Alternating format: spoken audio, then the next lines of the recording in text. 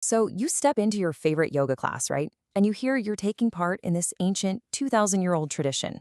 But what if I told you that the vinyasa class you love is actually younger than your grandparents? Yeah. Let's dig into this secret history of your yoga class. This quote here, it comes from a researcher who, kind of like a lot of us, walked into a yoga teacher training thinking it would be all about the poses. Instead, she got a deep dive into philosophy, reincarnation, all of it. And this tension, between the fitness and the philosophy, the body and the mind, well, that's at the very heart of yoga's super surprising modern story. So that brings us to the big question, right? What is modern yoga? Is it this ancient sacred tradition, or is it, a 20th century invention? Well, the answer is a fascinating mix of both, and that's what makes this so interesting. Okay, let's dive right in and tackle the biggest myth of them all. This idea that your warrior poses, your sun salutations, your downward dogs have been passed down for thousands of years. Is that really true? Okay, so check this out. On one side, you've got the classical stuff. This is based on the Yogasūtras, written way back around 400 CE by a sage named Patanjali. And for him, yoga was all about one thing: stilling the mind. How? By sitting in one single, stable, comfy pose. That's it. Now look at the other side. That's our yoga. It's all about dynamic movement, purifying the body. I mean, the goals, the methods, they could not be more different. It's night and day. And this timeline really shows you just how recent this whole thing is. I mean, for over 1,000 years, yoga was mostly a seated, meditative deal. Then, suddenly, in the 1930s and 40s, everything changes. These complex, flowing sequences we call vinyasa today, they were basically invented then. This was happening during a really interesting time in India, a period of rising nationalism. There was this big push to kind of blend traditional Indian philosophy with Western ideas about physical fitness, to create something totally new, something both modern and Indian. And the guys at the forefront of this? A teacher named Kṛṣṇamācārya and his student, Pattabhi Jois. But here's the twist. Pattabhi Jois, the guy who created this incredibly physical, sweaty Ashtanga system, always insisted, he said, this is Patanjali Yoga. So how on earth did he connect his brand new, super physical practice to that ancient seated philosophy? That's the million-dollar question. And this is where the story gets really wild. Just a total game changer. Josh came up with this pretty radical idea. What if you could understand philosophy, not by reading books, but through your body? 99%. What is this number all about? Well, it's the key.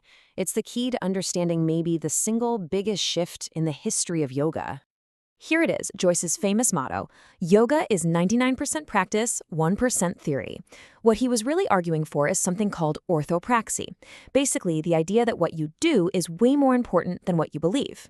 His message was incredibly simple. Forget the ancient texts for now. Just get on your mat and do the practice. The understanding, that'll come later. So here's how his system was supposed to work. First, you just commit. You get into this intense, daily physical discipline. And through that sheer effort and repetition, the sweat, the breathing, the focus, your body's own experience becomes the main source of wisdom. The philosophy isn't something you read about in a dusty old book. It's something you actually live. You reinterpret it through your own sensations, and you create this new, totally personal, embodied philosophy of what yoga really means to you. But the story doesn't end there.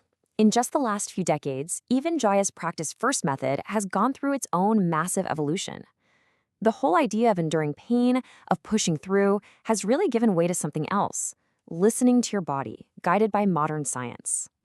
And to really get this shift, we need to talk about something called proprioception. You can think of it as your body's sixth sense. It's like an internal GPS. It's the reason you can close your eyes and still touch your nose, right? Well, this sixth sense is now front and center in how a ton of people teach and practice yoga. And this just lays out the evolution perfectly. The original Joyce method, it was all about the external, getting the perfect shape of the pose. Teachers would often use these really forceful physical adjustments to get you there. And pain was seen as part of the process, a way to purify yourself. But the modern anatomical method, totally different. The focus is on internal sensation, on that proprioception we just talked about. Teachers now use verbal cues, encouraging you to explore what works for your body. The goal isn't to master some perfect pose. It's to actually understand your own body. And this quote from a longtime practitioner, man, it really hits home. She says the practice actually taught them to disconnect from their bodies, to be okay with pain. The postures hurt, but we keep doing them. It points to this really strange paradox. A practice designed to make you more aware of your body was also teaching you to just ignore its most important signals. And then there's this psychological concept of flow. You know that feeling, right? When you're so completely absorbed in something that time just seems to melt away. That's flow. And today, that term is used all the time to describe the peak mental states you can get in a yoga practice. Some people even use it as a modern-day translation for the ancient Sanskrit word for deep meditation, samādhi. So, where does all this leave us? When you walk into your 21st century yoga class, what are you actually doing? Well, it's not just one thing. It's this incredibly rich, sometimes contradictory, mix of ingredients from all over the world and from different time periods. So let's break down the recipe for modern yoga. You start with a base of ancient Indian metaphysics, the big ideas. Then you mix in a huge scoop of 19th and 20th century Western physical culture. Think gymnastics and bodybuilding. Then you sprinkle in the latest from modern anatomy and neuroscience, stuff like proprioception and flow.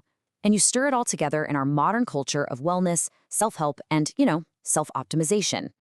And this quote from sociologist Andreas Reckwitz really nails it. He points out how important health and fitness are to our status today. We practice self-optimization. Modern yoga fits into that perfectly. It's not just a workout. It's a project of self-improvement. So, when it comes right down to it, modern yoga isn't some static, ancient tradition that's been perfectly preserved. Not at all. It's a living, breathing, dynamic global hybrid. It's a conversation between the ancient and the modern, and it's constantly evolving. And that leaves us with one final, really fascinating question. Think about it. This practice has changed more in the last 100 years than it did in the 1,000 years before that. So, as it keeps absorbing new ideas from science, from psychology, from cultures all over the world, what's it going to become next? What does the yoga of the future even look like?